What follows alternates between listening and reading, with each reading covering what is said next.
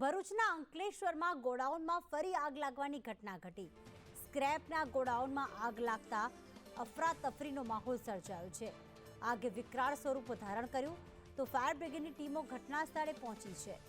આગ પર કાબુ મેળવવા ફાયરની ટીમ દ્વારા પ્રયાસ કરવામાં આવ્યો। વિનેશ જોડાઈ ગયા છે। વિનેશ, સ્ક્રેપના ગોડાઉનમાં આગ લાગી છે ત્યારે કેવી હાલમાં પરિસ્થિતિ છે? જે તે વખતે અંદર કોઈ હાજર હતું કે નહીં? શું વિગતો સામે આવી?